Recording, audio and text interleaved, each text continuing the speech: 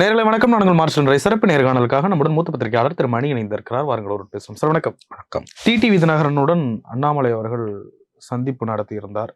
ஏற்கனவே என்டிஏ கூட்டணியிலிருந்து டிடிவி தினகரன் அவர்கள் வெளியேறியிருந்தார். கூட்டணியை முறித்துக் கொள்ளுகிறேன், எவ்வளவு நாள் தாங்கிறது, அவமானப்படுறது அப்படின்ற மாதிரி சொல்லியிருந்தாரு. நயினார் நாகேந்திரனுக்கும் அவருக்கும் ஒரு கிளாஷ் நடந்துகிட்டு இருக்கப்ப, வெளிப்படையாக வார்த்தை போர் நடந்துகிட்டு இருக்கப்ப அண்ணாமலை போய் பார்க்கிறாரு. இந்த சந்திப்பை எப்படி பாக்குறீங்க? இன்னைக்கு காலையில டிடிவி ஒரு பிரஸ் மீட் கொடுத்திருக்காரு. அண்ணாமலையே சந்திச்சாலும் மறுபரிசீலனை குறித்து எடப்பாடி பழனிசாமி முதல்வர் வேட்பாளர் இல்லை அப்படின்னு அறிவிச்சாதான் நாங்க அது குறித்து முடிவெடுப்போம், மறுபரிசீலனை குறித்து அப்படின்றாரு. எப்படி பாக்குறீங்க? தமிழ்நாட்டில் என்டிஏ கூட்டணியை பலவீனப்படுத்துவதற்கு என்னவெல்லாம் செய்ய வேண்டுமோ அவற்றை எல்லாம் அண்ணாமலை செய்து கொண்டிருக்கிறார். மறுபடியும் எடப்பாடி அல்ல அதிமுக ஆட்சிக்கு வரக்கூடாது, இதுதான் அண்ணாமலையோட ஒரே நோக்கம். அதுக்கு என்னெல்லாம் செய்யணுமோ அதை செய்கிறாரு. தமிழ்நாடு பிஜேபிக்கு தலைவர் அண்ணாமலையா இன்னைக்கு நயினார் நாகேந்திரனா ஒரு பெரிய கேள்வி எழுந்து நிற்கிறது. இன்று காலை நயினார் நாகேந்திரனிடம் செய்தியாளர் சந்திப்பில் ஒரு செய்தியாளர் இதே கேள்வியை கேட்டிருக்கிறார். தமிழ்நாடு பிஜேபிக்கு யார் தலைவர்? அதில் கோபப்பட்ட நயினார் நாகேந்திரன், நீங்கள் எனக்கும் அவருக்கும் இடையில் பகையை மூட்ட முயற்சிக்கிறீர்கள் அப்படின்னு ரொம்ப சிறுபலித்தனமான ஒரு பதிலை சொல்லியிருக்கார். என்னை பொறுத்த வரைக்கும் அந்த கேள்வியை கேட்ட செய்தியாளர் யார் என்று தெரியவில்லை. அற்புதமான கேள்வி. It's a lovely question. நல்ல கேள்வி தான் அவர் கேட்டிருக்கார். தமிழ்நாட்டு பாஜகவில் எந்த பொறுப்பிலும் இல்லாத ஒருவர் என்டிஏலேருந்து விலகியவர்களை நான் தொடர்ந்து சந்திப்பதும் அவங்களுக்காக பேசுறதும் நல்ல நோக்கத்தில் என்று எடுத்துக்கொள்வது அரசியல் அறியாமையின் வெளிப்பாடு. இங்கே ஒரு பிஜேபி பிரசிடென்ட் இருக்கார். அப்படி இருக்கும்போது அண்ணாமலை நேரடியாக போய் பார்ப்பது என்பதும், டிடிவி எடப்பாடிக்கு எதிராக தொடர்ந்து பேசுவதும், அண்ணாமலை நன்கு திட்டமிட்டு தமிழ்நாட்டில் என்டிஏவை பலவீனப்படுத்த தன்னால் என்னவெல்லாம் செய்ய முடியுமோ அவற்றையெல்லாம் நன்றாக செய்து கொண்டிருக்கிறார். அண்ணாமலை அவர்கள் பார்த்தது மேலிடத்தின் ஒப்புதலிலேயோ அல்லது பாஜக அந்த நிர்வாக குழுவின் அறிவுறுத்தல் அந்த முடிவுலையோ இல்லையா? நான் சந்தேகப்படுகிறேன். அண்ணாமலையோட தற்போதைய செயற்பாடுகள் சந்தேகத்தை தான். அப்படி செய்ய மாட்டாரு அண்ணாமலை. எப்பவுமே நான் தலைமைக்கு கட்டுப்பட்டு சொல்லுவாருங்க. ஆனா அவர் 2023 எண் மக்கள் யாத்திரை போகும்போது அதிமுகவை எப்படியெல்லாம் பேசினார், கூட்டணி உடைந்ததற்கு யார் காரணம்? ஒரு பக்கம் டிஎம்கே ஃபைல்ஸை பேசிட்டு இன்னொரு பக்கம் அதிமுக விமர்சித்ததன் மூலமாக அவர் ஏதோ சமநிலையாளர் நடுநிலையாளர் என்ற ஒரு தோற்றம் வந்தது. உண்மை என்னவென்றால் அவர் நன்கு திட்டமிட்டு திமுகவுக்கு ஆதரவாகத்தான் பாஜக தலைவராக வந்ததிலிருந்து செயற்பட்டு கொண்டிருக்கிறார். அந்த கூட்டணி உடையாமல் இருந்திருந்தால் 24 அந்த பாஜக கூட்டணி அதிமுக வெளியில் போகாமல் 2019 இருந்த அந்த அலையன்ஸ், 2019 மக்களவைத் தேர்தலில் இருந்த கூட்டணி, அதே கூட்டணி ஒன்றுபட்ட அதிமுக, பாமக, தேமுதிக, பாஜக, குட்டி கட்சிகள் எல்லாம், பாரிவேந்தர், ஏசி சண்முகம், ஜான் பாண்டியன், கிருஷ்ணசாமி, ஜி.கே. வாசன், இவங்க எல்லாம் ஒன்று இருந்தாங்கன்னா கண்டிப்பாக அந்த அலையன்ஸ் ஒரு 10-12 சீட் வரைக்கும் அடிச்சிருக்கும். கண்டிப்பாக தேசிய அளவில் என்டிஏவோட ஃபிகரும் கூட மேலே போயிருக்கும். அமித்ஷா சாணக்கியர் என்று கருதப்படுகிற அமித்ஷா யானைக்கும் அடி சறுக்குன்ற மாதிரி அவர் தோற்று போன இடம் தமிழ்நாடு. அவர் எண் மக்கள் யாத்திரையை தொடங்கி வைக்கிறார் ராமேஸ்வரத்தில். அமித்ஷா அந்த கூட்டத்தில் மேடையிலே ஆர்பி உதயகுமார் அதிமுக தலைவரும் இருக்கிறார். அண்ணாமலை பாஜகவை வலுப்படுத்த பேரணி போகிறார், பாத யாத்திரை போகிறாருன்னா அந்த கூட்டத்துக்கு அதிமுக போவது என்பதே அபத்தமானது. உங்களுடைய அரசியல் டர்ஃபை நீங்கள் விட்டு கொடுக்குறீங்க. போனார். ஆனால் பாத யாத்திரை போன 4வது நாளே அவர் ஓபிஎஸ் இபிஎஸ் விவகாரத்தில் மூக்கை நுழைத்து பேச ஆரம்பித்தார். ஜெயலலிதா விமர்சித்தார், எம்ஜிஆர் விமர்சித்தார், அண்ணாவை விமர்சித்தார். எதெல்லாம் செஞ்சால் எடப்பாடி புரோவோக்காக கூட்டணி விட்டு போவாரோ அது எல்லாத்தையும் அவர் செய்தார். அதனுடைய விளைவுகளை பார்த்தார்கள். இன்றைக்கி மறுபடியும் இன்னொரு அட்டெம்ப்ட் அசம்பிளியில் அவர் பண்ணுறாரு. பிஜேபி தலைமை என்ன பண்ணணும்னு நமக்கு தெரியல. இந்த எடப்பாடி டிடிவி விஷயத்தில் அண்ணாமலை காட்டக்கூடிய அதீத ஆர்வம் என்பது தீவிரமான அரசியல் உள்நோக்கம் கொண்டது என்று தான் நான் பார்க்கிறேன். இதுதான் என்னுடைய பார்வை. இப்போ டிடிவி தினகரன் அவர்களை அண்ணாமலை சந்தித்து கூட்டணிக்கு மீண்டும் அழைப்பு விடுப்பதுன்றது என்டிஏவை பலப்படுத்த அப்படின்றதுல புரிஞ்சுக்க சத்தியமாக கிடையாது. இது என்டிஏவை பலவீனப்படுத்த என்னவெல்லாம் செய்ய வேண்டுமோ அதையெல்லாம் கட்சிகள் இணைவது பலப்படுத்தும் முயற்சி தானே. இல்லைங்க, பார்வைக்கு அப்படி இருக்கும். உங்களுக்கு அவர் என்ன செய்தார் 2023 கடந்த கால வரலாறை பாருங்கள். எண் மக்கள் யாத்திரையில் அவர் செய்த ஒரே நல்ல காரியம் என்ன? அதிமுக கூட்டணியிலேருந்து வெளில தூக்கி போட்டது. அதோட பலனை இன்னைக்கு அனுபவிக்கிறாங்க. அதிமுக மறுபடியும் அதிமுக இல்லைங்க, விலை கொடுத்தாங்கல்ல, 10-12 சீட் வரைக்கும் அடிச்சிருப்பாங்க. என்டிஏ ஃபிகரே அங்கே டெல்லியில் ஏறி இருக்கும். அவர் 23 செய்த காரியத்தோட பலனை இன்றைக்கு தேசிய அளவில் பாஜக அனுபவித்துக் கொண்டிருக்கிறது. இப்போ மறுபடியும் அசம்பிளி எலெக்ஷனில் அந்த வேலையை அவர் ஆரம்பிச்சிருக்காரு. எப்படியாவது என்டிஏ கூட்டணி தமிழ்நாட்டை சட்டமன்ற தேர்தலில் தோற்கடிக்கப்பட வேண்டும். அதுதான் அண்ணாமலையோட விருப்பம். சார், அண்ணாமலை எல்லா வேலையும் அவர் கணக்கச்சிதமாக செய்கிறாரு. இது பிஜேபியோட ஆசீர்வாதத்தோடயா இல்லையான்னு கேட்டிங்கன்னா அதுதான் முக்கியமான கேள்வி. இல்ல அண்ணாமலை அவர்கள் தமிழ்நாட்டில் பாஜக வளர்வதற்கு மிக முக்கிய பங்காற்றியவர். நெகட்டிவா பேச வச்சாவது பாஜகவை பொருளாக்கி விட்டார் அப்படின்ற ஒரு நானே அதை சொல்லியிருக்கேன். நீங்களே சொல்லிருக்கீங்க. நிறைய நானே பேர் சொல்லியிருக்கேன். 2% வரைக்கும் ஓட்டு ஏறினது காரணம் தான். ஆமா. பேசுபடு பொருளாக மாத்தின எல்லாம் கரெக்ட். ஆனா ஒரு கட்டத்துல அவர் என்ன செஞ்சார்? ஒரு கட்டத்துல அதிமுக வேண்டாம் என்ற நிலைக்கு பாஜகவை அதிமுக கூட்டணியிலிருந்து பிரித்தார் அவர். அவர் வந்த பிறகு 2% ஓட்டு ஏறி இருக்கின்றது உண்மையாக இருக்கலாம், நான் மறுக்கவில்லை. அது பாஜகவின் நல்லதுக்காக தானே. இருங்க, 2% ஓட்டு ஏறிச்சுங்க. அதுக்கு பிறகு அவர் என்ன பண்ணார்? அதன் பிறகு அவருடைய காரியங்களால், அவர் செய்த செயல்களால், அவருடைய அரசியலால், அவர் பேசிய பேச்சுக்களால் பலன் அடைந்தது அதிமுக பாஜக இல்ல கூட்டணி. அவர் அதிமுகவும். ஸ்ட்ராட்டஜி வேற சார். பாஜகவை தனிப்பட்ட வேகமா இல்லங்க, வளர்க்கணும். தனிப்பட்ட அண்ணாமலைக்கு எந்த ஸ்ட்ராட்டஜியும் இருக்கக்கூடாது. அவர் பாஜகவோட தலைவர். அவர் எவ்வளவு பெரிய ஆளா இருந்தாலும் பாஜக விட அவர் ஒன்றும் பெரிய ஆள் இல்ல கிடையாது. அவர் போக்குல விட்டதுனால தானே இப்ப பாஜக வளர்ந்துருக்கு. அந்த ஒரு பாயிண்ட் நல்ல இடத்த பிடிச்சிங்க. ஒரு போக்குல ஒரு அளவு வரைக்கும் விட்டவங்க அதுக்கு பிறகு கட்டுப்படுத்த முயற்சிக்கிறார்கள். அதுக்குள்ள டேமேஜ் ஆயிடுச்சு. அவர் வந்த பிறகு பேசுபடு பொருளாக மாத்தினார். பிஜேபி பட்டி தொட்டி எல்லாம் பாப்புலர் ஆக்குனாரு. அவரோட பேரும் வந்தது, பாஜகவோட பேரும் வந்தது. எல்லாம் கரெக்ட். டிஎம்கே ஃபைல்ஸ் எல்லாம் வெளியிட்டாரு. ஆனா ஒரு கட்டத்துக்கு மேல ரொம்ப சாதுரியமா, சூட்சமா கட்சியை வந்து அழகா அதிமுக கூட்டணியிலேருந்து பிரித்து எடுத்து கொண்டு போனார். அந்த இடத்துல அவர் திமுகவுக்கு தெரிந்தோ தெரியாமலோ நன்மை செய்தார். அவர் வந்த பிறகு கட்சி பேசுபடு பொருளானது. அவருக்கு ஒரு சாம் இருக்குது, அவருக்கு ஒரு மீடியா லைம்லைட் இருக்குது. உண்மைங்க, நான் அதை மறுக்கலைங்க. இன்னைக்கும் வந்து அவர் எந்த பதவியிலையும் இல்லைங்க. ஒரு அடிப்படை உறுப்பினர் பாஜகவில். தேசிய அளவிலையோ மாநில அளவிலையோ எந்த பொறுப்பும் கிடையாது. ஆனால் மீடியா வந்து அண்ணாமலை பேசினா சுழலுது அண்ணாமலையை சுற்றி. ஏன் நயினார் நாகேந்திரன்ட்ட போக மாட்டேங்குது? அண்ணாமலைக்கு கிடைக்கக்கூடிய ஊடக வெளிச்சம் அதிகாரப்பூர்வ பாஜக தலைவராக இருக்கிற நயினார் நாகேந்திரனுக்கு ஏன் கிடைக்கவில்லை? அவர்கிட்ட ஏதோ ஒரு வசீகரம் இருக்குது, சாமர்த்தியம் இருக்குது, அரசியல் திறன் இருக்குது. அது எல்லாத்தையும் நான் ஒத்துக்கிறேங்க, நான் மறுக்கல. அவரால் பிஜேபி கொஞ்சம் தமிழ்நாட்டில் பாப்புலர் ஆச்சு, அதையும் ஒத்துக்கிறேன். பட் அதன் பிறகு என்ன நடந்தது? இன்றைக்கு என்ன நடந்து கொண்டிருக்கிறது? அதன் பிறகு அவருடைய செயல்பாடுகள் என்டிஏ கூட்டணியை பலவீனப்படுத்துவதாக மட்டுமே என்று மாறி போயிருக்கின்றன. அப்படித்தான் நான் இதை பார்க்கிறேன். அவருடைய கான்ட்ரிபியூஷன் பிஜேபி தமிழ்நாட்டில் ஒரு 2-3% ஓட்டு வளர்ந்ததுக்கெல்லாம் நான் ஒன்றும் மறுக்கல. அவர் வந்து தமிழ்நாட்டில் வந்து பிஜேபி ஒரு லைம்லைட்லேயே வச்சிருந்தார். உண்மை, எல்லாம் கரெக்டு. எண்ட் ரிசல்ட் என்ன? எண்ட் ரிசல்ட் அதிமுக பாஜக கூட்டணியை உடைத்தார். இன்றைக்கு மறுபடியும் உடைக்க, என்டிஏவை பலவீனப்படுத்த எல்லா வேலைகளையும் அவர் செய்து கொண்டிருக்கிறார். இல்ல நான் இப்படி கேட்கிறேனே, அண்ணாமலைக்கு தனிப்பட்ட பகை அதிமுக கூட இல்ல எடப்பாடி பழனிசாமி கூட? அது எடப்பாடியோட என்பது வந்து ரொம்ப மேம்போக்கான பார்வை. அவர் அதிமுக வேண்டாம், இங்க தான் கட்சி வளரணும். இல்ல அப்படி ஒரு பொதுப்படையா ஒரு கட்சி எதிர்க்கிறதுல அவருக்கு என்ன லாபம் கிடைச்சிருக்கு? நான் சொல்றேன் கேளுங்க ஒரு நிமிஷம். அவருடைய செயல்பாடுகள் திமுகவுக்கு இன்றைக்கு லாபம் கொடுக்கின்றன. அதை நான் உறுதியாக நம்புகிறேன். இது தனிப்பட்ட எடப்பாடி மேல பகையா, அதிமுக மேல பகையான்றது என்ன பொறுத்தவரையில இன்மெட்டீரியல். இல்ல சார், லாபம் கொடுக்குது அப்படின்றத நீங்க சொல்றீங்க.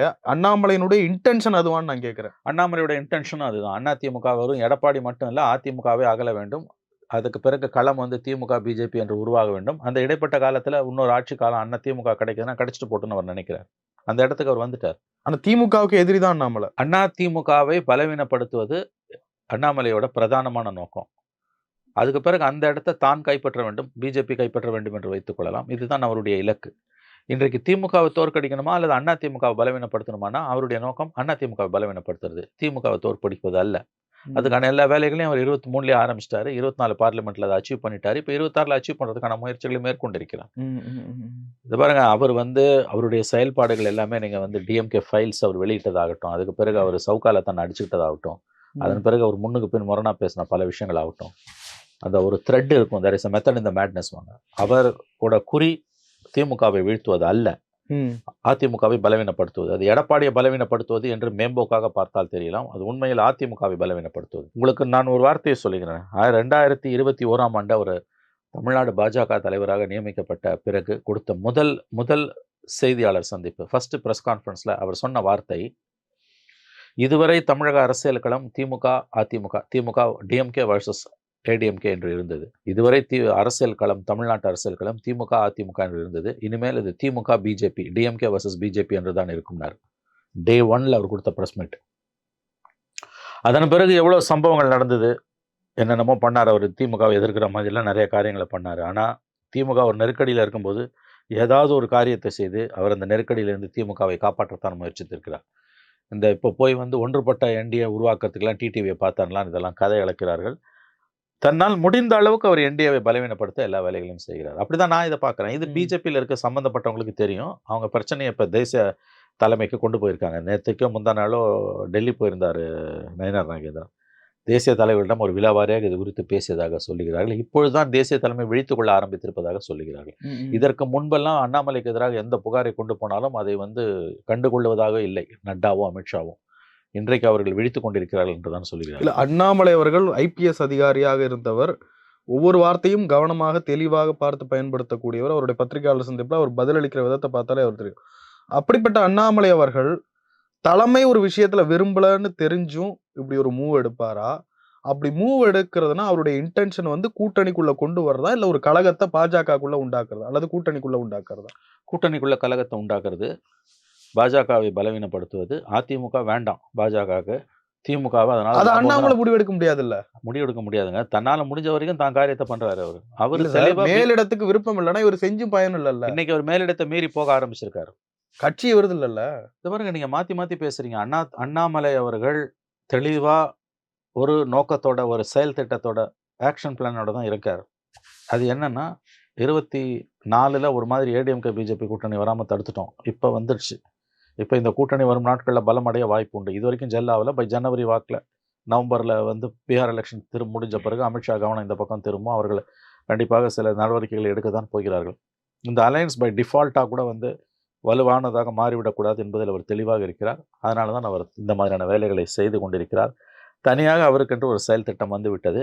தேசிய தலைமையை இந்த விஷயத்தில் அவர் குறைத்து மதிப்பிடுகிறார்.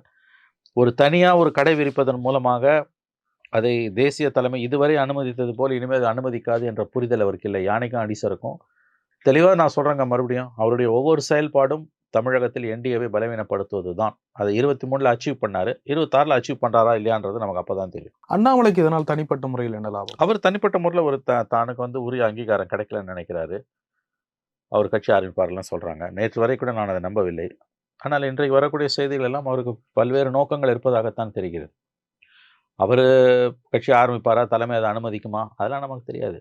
பட் அப்படி ஒரு ஆப்ஷன்லயும் அண்ணாமலை 100% அந்த ஆப்ஷன்ல அவர் இருக்கார். அப்படிப்பட்ட ஆப்ஷன் அவருக்கு இருக்குது. இதுதான் அவருடைய வீழ்ச்சிக்கு காரணமா அமைய போகுது. தானா வெளியேறினா கூட அது கொஞ்சம் அவமானமா இருக்கும். சொல்றேன் கேளுங்க. இந்த பெரிய கட்சிகள்ல எஸ்டாப்ளிஷ்டு பொலிட்டிக்கல் பார்ட்டிஸ், நேஷனல் பார்ட்டில இன்னைக்கு இருக்க பிஜேபியில எல்லாம் தனிப்பட்ட முறையில் ஒரு தலைவருக்கு எவ்வளவு செல்வாக்கு இருந்தாலும் பிஜேபின்ற அந்த லேபிள் இருக்க வரைக்கும் தான் அவருக்கு மரியாதை.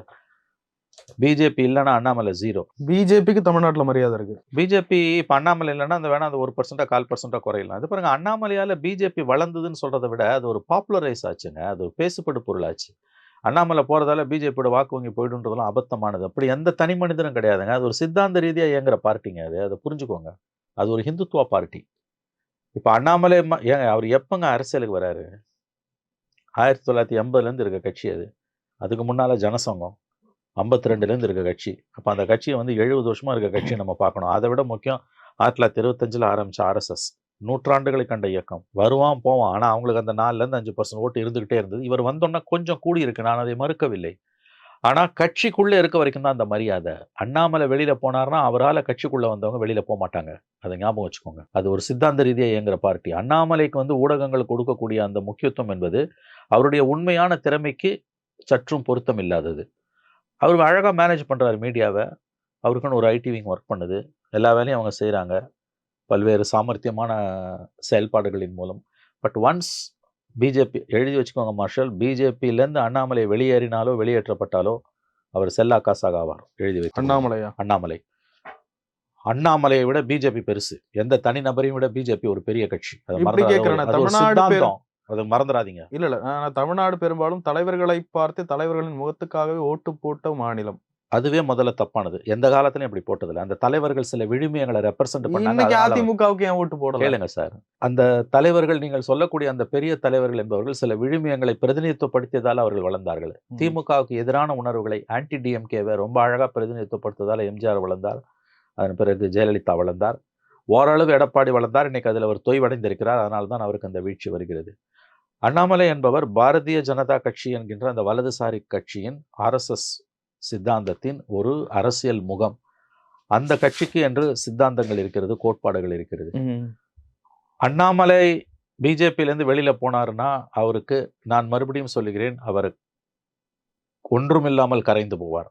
பிஜேபிக்கு ஒன்றும் பெரிய இழப்பெல்லாம் கிடையாது. அது கட்சிங்க, அது வருவாங்க போவாங்கங்க.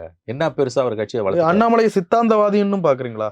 அவர் ஒரு வலதுசாரி சித்தாந்தவாதி என்பதில் எனக்கு மாற்று கருத்து இல்ல. ஆனா வந்து தான் சார்ந்திருக்க அப்படியாக தீவிர சித்தாந்தவாதியாக அவர் காட்டிக் கொண்டதாக இல்ல தெரியவில்லை. நான் சொல்றத கேளுங்க. நீங்க என்ன கேட்டுட்டு அப்புறம் நீங்களே ம். பதில் சொல்றீங்க. நீங்க கேட்ட கேள்வி அவர் ஒரு சித்தாந்தவாதியான்னு கேட்கிறீங்க. என்ன பொறுத்தவரைக்கும் ஒரு வலதுசாரி சித்தாந்தத்தை ஏற்றுக்கொண்டவர். அதுல ம். எனக்கு மாற்று கருத்து இல்ல. ஆனால் அவரோட பிரச்சனை எங்க வருதுன்னா, சித்தாந்தத்தை விட தான் பெரிய மனிதர். தன்னால் தமிழகத்தில் சாதிக்க முடியும் என்று அவர் நினைக்கிறார். அங்க தான் அவர் தப்பு பண்றாரு. வலதுசாரியோ, இடதுசாரியோ கட்சியை விட்டு நீங்கள் வெளியே போனால் நீங்கள் செல்லா காசு. எல்லா கட்சியிலயும் நான் சொல்றேன். கட்சி தான் சார் முகம் உங்க எல்லாருக்குமே. தனிநபர்கள் நீங்க சொல்லக்கூடியவங்க கூட வந்து அந்த சித்தாந்தத்தின் பிரதிநிதிகள் தான். இப்ப எம்ஜிஆர் சினிமாக்காரன்னுவாங்க. இல்ல. அவரு திராவிட இயக்கத்துக்காக உழைச்சாரு. ம். திராவிட இயக்கம் ஆட்சியை கைப்பற்றுவதற்கு, திமுக ஆட்சிக்கு வரதுக்கு, அண்ணாதுரை முதலமைச்சர் ஆவறதுக்கு எம்ஜிஆர் இல்லன்னா அது சாத்தியப்பட்டிருக்காது. அதன் பிறகு அந்த விழுமியங்களை அவர் முன்னெடுத்துட்டு போறார். தலைவர்கள் கட்சிகளை உருவாக்குறாங்களா? கட்சிகள் தலைவர்களை உருவாக்குதானா? கட்சிகள் தான் தலைவர்களை உருவாக்குது. அதுவும் சித்தாந்த ரீதியா இன்னைக்கு இந்தியால செயல்படக்கூடிய 2 கட்சிகள். ஒன்று கம்யூனிஸ்ட் கட்சி, இன்னொன்னு பிஜேபி. அது மோசமான சித்தாந்தம், ஆபத்தான சித்தாந்தம். அது வேற விஷயம். பட் ஐடியாலஜிக்கலி ட்ரிவன் பார்ட்டி அது. அந்த வலதுசாரி சித்தாந்தத்தை, இந்துத்துவ சித்தாந்தத்தை அவர் ஓரளவுக்கு பிரதிநிதித்துவப்படுத்தினார். சில தடாலடி அரசியல் பண்ணார். அதனால தமிழகத்துல ஒரு ஒளி வெள்ளம் அவருக்கு கிடைத்தது. அதற்கு பிறகு தன்னுடைய சுயநல நோக்கங்களுக்காக பர்சனல் அஜெண்டால அவர் வந்து கட்சியை வேற திசையில அழைத்துச் சென்றார். அதற்கான பலனை 24 அவர்கள் அனுபவித்தார்கள். இப்ப கட்சி விழித்துக் கொண்டது. அவர் கட்சி ஆரம்பிப்பார்லாம் பேசுறாங்க. எனக்கு தெரியல. ஒருவேளை அப்படி கட்சி ஆரம்பிச்சால் அவர் காணாமல் போவார். இல்ல எழுதி வைத்துக் சில கொள்ளுங்கள். நாளிதழ்ல கூட அப்படிப்பட்ட ஒரு செய்தியை பார்க்க முடிந்தது. கட்சிக்கு நயினார் நாகேந்திரன், தேர்தல் ஸ்ட்ராட்டஜி, வியூகம், கூட்டணி இது வந்து இதுக்கெல்லாம் அடிப்படை அறிவு இல்லாதவன், குறைஞ்சபட்ச புத்தி இல்லாதவன். அவன் தான் இப்படிலாம் பேசுவான், எழுதுவான். தமிழ்நாடு பிஜேபி தலைவரா ஒருத்தரை வச்சுக்கிட்டு, முன்னாள் தலைவரை வச்சுட்டு வியூகம் வகுறாங்கன்னா, இது வந்து அதாவது வந்து வார்த்தைகளால விவரிக்க முடியாத ரொம்ப அவலமான கருத்துக்கள் இதெல்லாம். அடிப்படை அரசியல் புரியாதவங்க பேசுற பேச்சு. அவர் எந்த பதவியிலும் இன்று இல்லை. அவர் வந்து மாநில தலைவருக்கு நேர் எதிராக இன்று செயல்பட ஆரம்பித்திருக்கிறார். அதன் மூலம் மாநில தலைமையின் அதிகாரத்தை அவர் கேள்விக்குறியாக்கி கொண்டிருக்கிறார்.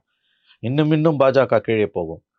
அதை தலைமை உணர்ந்து கொண்டதுன்னா அவங்களுக்கு நல்லது, இல்லைன்னா நஷ்டம் அவங்களுக்கு தான். ஆனால் ஒன்று மட்டும் நான் உறுதியாக சொல்கிறேன், மறுபடியும் பதிவு பண்ணுறேன்.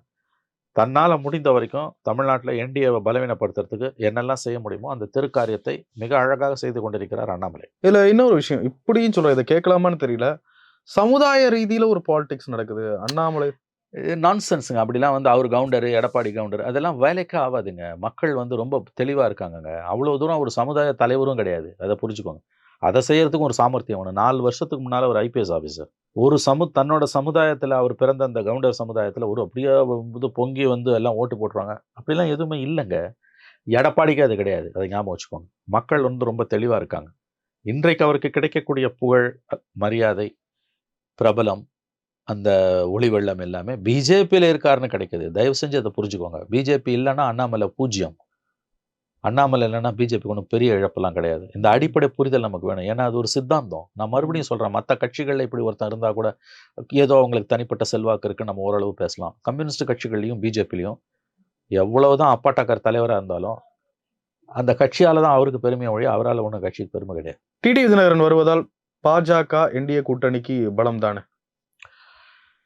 அவருக்கு 21 இருந்த வாக்கு வங்கி இப்போ இருக்கான்னு எனக்கு தெரியலங்க. ஆனால் நான் ஒன்று சொல்கிறேன், அமித்ஷாவோட கட்டளையை மீறி இறுதியாக டிடிவியால போக முடியாது. இல்ல, அவர் ஸ்ட்ராங்கா அந்த ஒரு டிமாண்ட வைக்கிறார். எடப்பாடி இல்ல அதெல்லாம் பழனிசாமி இப்போதைக்குங்க நான் சொல்றேங்க. அது தேர்தல் நேரத்துல டிசம்பர் எல்லாமே மாறும். ஓபிஎஸ், அமித்ஷா, ஓபிஎஸ், டிடிவி இவங்க எல்லாமே இறுதி உத்தரவு அமித்ஷாவிடம் வரும்பொழுது அதை தாண்டி அவர்களால் போக முடியாது. அவர்களுக்கு நிர்பந்தங்கள் இருக்கின்றன. அது சம்பந்தப்பட்டவர்களுக்கு தெரியும். இல்ல, இன்டென்ஷன் வந்து ஒருவேளை டிடிவி தினகரன் போலயே அண்ணாமலைக்கும் இது இன்டென்ஷனா இருக்குமா? எடப்பாடி பழனிசாமியே அந்த அரியணையில இருந்து இறக்கணும். அந்த இன்டென்ஷன் அவருக்கு இருக்கு. அது உண்மை. அண்ணாமலை அவர்களுக்கு எடப்பாடி சிஎம் ஆயிடக்கூடாது, அதை எப்படியாவது கெடுக்கணுன்ற ஒரு நல்ல எண்ணம் அவருக்கு இருக்குது. அது தப்புன்னு கூட நான் சொல்ல மாட்டேன். அது அவரோட பொலிட்டிக்கல் அஜெண்டா. பட் அதுக்கு அவர் செய்யற காரியம் கட்சியை பலி கொடுத்துட்டு இருக்காரு. கட்சியை காவு கொடுத்துட்டு இருக்காரு. காணுமா கண்டிப்பா அவருக்கு வந்து எடப்பாடி மேல ஒரு பர்சனல் அஜெண்டா இருக்குதான் செய்யுது. நான் சொல்வது அதை தாண்டி அதிமுகவை பலவீனப்படுத்தக்கூடிய எண்ணம் அவருக்கு இருக்குது. அதுதான் டேஞ்சரஸ். எல்லாருமே வந்து அண்ணா வெறும் ஒரு எடப்பாடி மேல அவருக்கு இருக்கக்கூடிய பர்சனல் கிரட்ஜை மட்டுமே வச்சு அதோட அதை நிறுத்திக்கிறாங்க. நான் சொல்றேன், அதை தாண்டி அவருக்கு ஏடிஎம்கேவையே பலவீனப்படுத்தணுன்ற எண்ணம் இருக்கு. சார் ஓப்பனா சொல்லலாம், இந்த தேர்தலில் எந்த காம்பினேஷன், எந்த பர்முட்டேஷன், எந்த கூட்டணி வந்தாலும் அதிமுக தோற்கடிக்கப்பட்டு திமுக ஆட்சிக்கு வருவதில் இவருக்கு அண்ணாமலை அவர்களுக்கு எந்த ஆட்சேபனையும் இல்லை. அவர் எப்படி 24 தேர்தலில் தமிழ்நாட்டில் என்டிஏவை பலவீனப்படுத்தி திமுகவை 40 சீட்டு வெற்றி பெற வைப்பதற்கு தெரிந்தோ தெரியாமலோ மறைமுகமாக ஒரு காரணியாக இருந்தாரோ, அதே காரியத்தை 26 செய்ய அவர் விரும்புகிறார். அப்படித்தான் நான் இதை புரிந்து கொள்கிறேன். இது என்னுடைய பார்வை. நீங்கள் ஒப்புக்கொள்ளலாம், ஒப்புக்கொள்ளாமல் போகலாம். அது உங்கள் உரிமை. சிவி சண்முகம் அவர்கள் இன்றைக்கு பேசுறாரு. ஒருங்கிணைப்புக்கெல்லாம் வாய்ப்பே இல்ல. எதுக்கு கத்திக்கிட்டு இருக்கீங்க அப்படின்னு. அப்படிதான் அவர் இப்போதைக்கு பேசுவாரு. அது எனக்கு என்னமோ அது நம்ம இப்போ ஒரு கட்டத்துக்கு மேல பேச முடியாதுன்னு தோணுது. ஏன்னு கேட்டீங்கன்னா, ஒரு கட்சியோட உள்விவகாரத்த பத்தி பேசுறதுக்கு ஒரு எல்லை உண்டு. அதை தாண்டி இன்றைக்கு தமிழக ஊடகங்கள் பேசிக் கொண்டிருக்கின்றன. மத்த மாநிலத்திலலாம் அந்த மாநிலத்தோட முதலமைச்சரையும், ஆளுங்கட்சியும், அதுவும் ஆட்சியோட இறுதி கட்டத்துல இருக்கிற கட்டத்துல கூண்டுல ஏத்தி கேட்கக்கூடிய ஊடகங்கள், தமிழ்நாட்டுல மட்டும் எதிர்க்கட்சி தலைவரையே கூண்டுல ஏத்தி கேட்டுக் கொண்டிருக்கிறது. எல்லா முனைகளிலிருந்தும் தாக்குதல் எதிர்க்கட்சி தலைவர் மீது தான் வருகிறது. அது ஒரு கட்சியோட உள்விவகாரம். நம்ம ஒண்ணும் அதுக்கு மேல அதுல பேசவே முடியாது. வலி அது எஞ்சும். சாமர்த்தியம் இருந்தா எடப்பாடி நகர்த்திட்டு நீ வந்து உட்காரு. இல்லன்னா அமைதியா இரு. ஆகவே வந்து 24 மணி நேரமும் மீடியா அதிமுக பத்தி தான் பேசும்னா, அது அவலம். மிக மிக அவலம் என்று தான் நான் பார்க்கிறேன். அதுவும் ஒரு கவர்மெண்ட் வந்து இன்னும் 6 மாசத்துல போப்போது. அவன் தோக்கலாம், ஜெயிக்கலாம். அது வேற விஷயம். திமுகவை கூண்டில் ஏற்ற வேண்டிய ஊடகங்கள், அதிகாரத்துல இல்லாத அதிமுகவை மட்டுமே அனுதினமும் கூண்டில் ஏற்றிக் கொண்டிருப்பது என்பது எந்த அளவுக்கு 99% மீடியா திமுக கட்டுப்பாட்டுல இருக்கிறது.